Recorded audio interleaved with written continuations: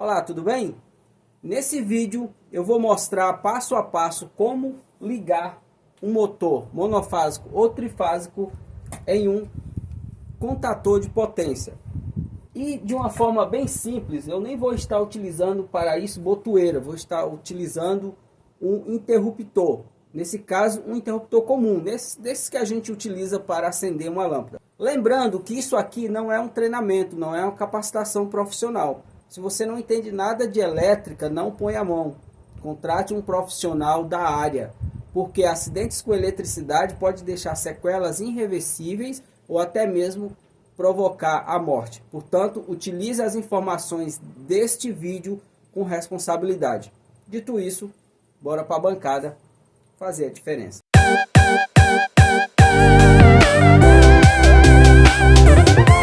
Para montar a chave de partida simplificada para o seu motor, você vai precisar basicamente de um contator de potência compatível. O que eu quero dizer com isso? Contatores de potência, ele tem capacidade de condução de corrente. Se o teu motor, se a corrente nominal do seu motor for 10 amperes, você não pode colocar um contator de 5 amperes, por exemplo. Obviamente, ele vai danificar muito rapidamente. Então, tem que se levar isso em consideração na hora de você comprar o seu contator de potência. Se você já tem um contator largado aí, tá? Pode ser maior do que a potência do motor, não tem problema. Menor não pode. Tem que ser igual ou maior, beleza? Se o motor for trifásico, você vai precisar também de um disjuntor trifásico, devidamente dimensionado com a corrente nominal do motor. Lembrando que como o motor tem uma corrente de partida, às vezes até 10 vezes mais do que a corrente nominal, é importante comprar disjuntor compatível com a carga em questão, no caso, cargas indutivas. Digamos que o seu motor não seja trifásico, digamos que ele seja monofásico, então ele não tem 3 fases, só tem 2. Então vai ter que ter um disjuntor bipolar, né? Com 2 polos, segue-se a mesma regra, o tipo do disjuntor de acordo com a carga em questão, né? Cargas indutivas, capacitiva ou resistiva, tem um disjuntor adequado para isso. Se o seu motor for monofásico, só uma fase e um neutro, então você vai usar apenas um disjuntor, porque só tem uma fase. O neutro não passa ele por nenhum tipo de seccionamento. Para a gente simplificar, vamos considerar que o seu motor seja monofásico, seja 2 fases, tá? No caso seria bifásico. Então você vai precisar do disjuntor para proteger o cabeamento, né? E você vai precisar ainda de um disjuntor somente para o circuito de comando, né? Que vai ser, nesse caso aqui, a gente vai estar utilizando de uma forma bem simplificada, né? Simplesmente um interruptor. Bom, essas duas linhas vai representar as 2 fases, tá? Os 2 fios que você trouxe de algum lugar, tá? Então vou ter um quadro lá, porque os componentes não podem ficar sol e chuva. Vou acomodar esses componentes, né? O contator, o disjuntor dentro de um quadro lá bem protegido. E qual é o primeiro componente que eu preciso ter antes de qualquer coisa? É a proteção. Nesse caso, como eu já disse, o disjuntor devidamente dimensionado, né, na sua categoria adequada para a carga em questão. Possa ser que no seu caso não seja motor, pode ser uma resistência, um forno, né? Pode ser que seja lâmpada, iluminação. Então não vou nesse vídeo mencionar tipo de disjuntores para as cargas em questão, tudo bem? Né? Isso daí eu tenho um outro vídeo que eu vou deixar aqui no card, como dimensionar o disjuntor correto, tá? Então eu vou pegar aqui as 2 fases. Meu primeiro componente é o disjuntor, nesse caso aqui um disjuntor bipolar. 2 fases vai vir para cá, ó. Qual que é o próximo componente da lista? Já é o contator de potência. Tudo bem? Vou pegar aqui, desenhar o contator de potência. Ele é um pouquinho mais largo. Tá? Até onde eu sei, todo contator de potência tem 3 polos, né? Ou 3 terminais. Embora que você não use, mas aí você tem que prestar bem atenção, que de repente você vai estar trabalhando com Você vai estar trabalhando com um motor de 2 polos, monofásico. Se de repente você vai estar trabalhando com um motor monofásico, né, ou bifásico, 2 fases, então tem que tomar cuidado aqui para não colocar no terminal errado, né? Senão vai ficar vazio. Nesse caso, como é 2 fases, eu vou fazer isso aqui, ó. Ok? Aqui, ó. Tá? Você vai ver que aqui, colocando ele certinho, você vai ver que aqui vai ter L1, L2 e L3. Então, se eu usei esses 2 primeiros, você tem que usar esses 2 de baixo, tá? Um barramento interno vai ficar sem utilidade, tá? Vai ficar inoperante, tá? Isso daqui é a bobina. Bom, na sequência eu já tenho a carga em si, como eu já falei, sei lá qual que é a carga, né? Mas a carga vamos colocar aqui, ó. Um triângulo aqui. Que eu não sei exatamente qual que vai ser a carga, mas daqui já é direto para ela. Só isso? Não, tem mais coisa.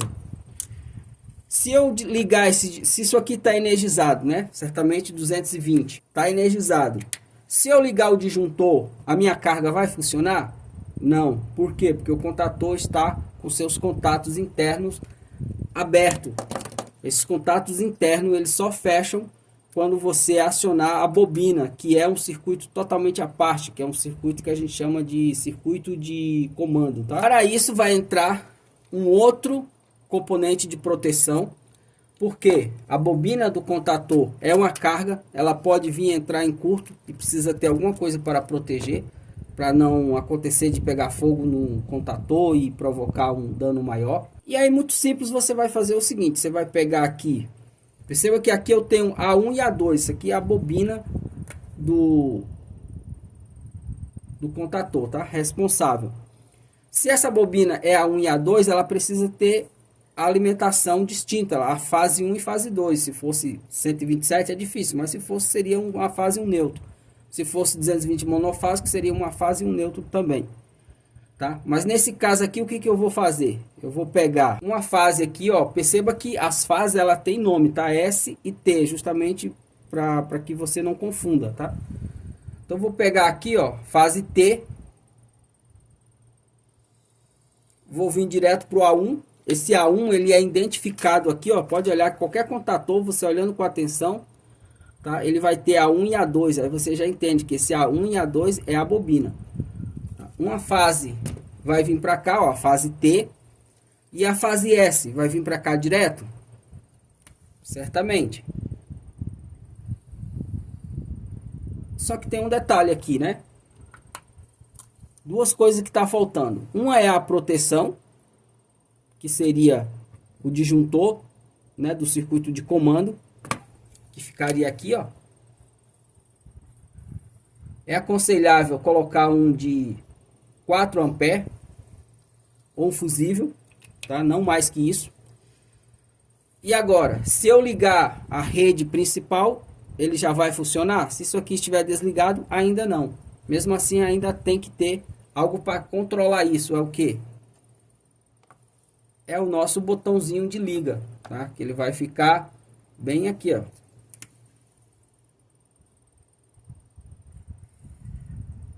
Certo? Ok? Agora sim, alimentei a rede 220, ligo esse disjuntor, já tem energia até aqui. Ligo esse outro disjuntor, já tenho energia no A1. Quando eu acionar a minha botoeira, a minha carga vai funcionar redondinho. Seja ela qual for, iluminação, a resistência, coisa e tal. Mais uma vez, reforçando a necessidade de dimensionar corretamente os disjuntores de proteção, os tipos e a capacidade deles, e também a capacidade de condução de corrente do contator. Tá? A função do disjuntor é proteger essa fiação, esse trecho de fiação aqui, ó. Se aqui a corrente subir demais, se houver um curto-circuito, isso aqui deve desligar, por isso que ele tem que ser dimensionado de acordo.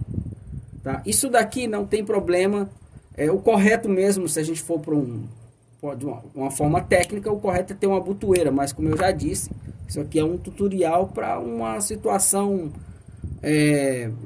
fora do padrão, né? O comercial, vamos dizer assim, tá? É algo caseiro, no sítio, na sua casa, ou sei lá, onde você achar que deve fazer, tá bom? Algo bem caseiro.